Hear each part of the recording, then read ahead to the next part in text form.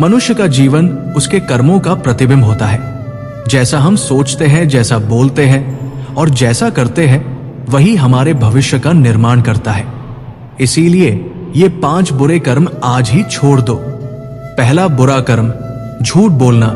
झूठ इंसान को धीरे धीरे अंदर से खोखला बना देता है।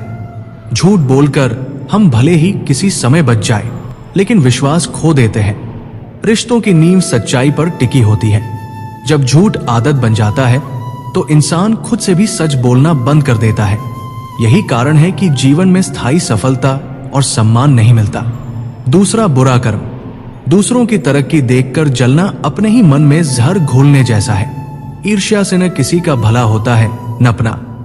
ये हमारे विचारों को नकारात्मक बना देती है और हमें अपनी क्षमताओं से दूर कर देती है। जो इंसान दूसरों की खुशी में खुश होना सीख लेता है, वही भीतर से शांति पाता है। तीसरा बुरा कर्म, दूसरों का अपमान करना। किसी को नीचा दिखाकर खुद को बड़ा समझना सबसे बड़ी मूर्खता है। शब्दों से दिए गए घाव दिखाई नहीं देते, लेकिन बहुत गहरे होते हैं। जो व्यक्ति दूसरों का सम्मान करता है, वही सच में सम्मान पाने योग्य बनता है।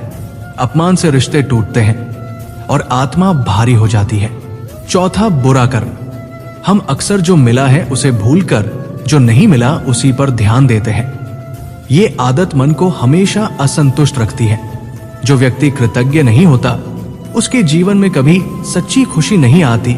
आभार प्रकट करना जीवन को सकारात्मक ऊर्जा से भर देता है। पांचवा बुरा कर्म, अपने कर्तव्य से भागना। जिम्मेदारियों से भागना आसान लगता है, लेकिन यही जीवन को खोखला बना देता है।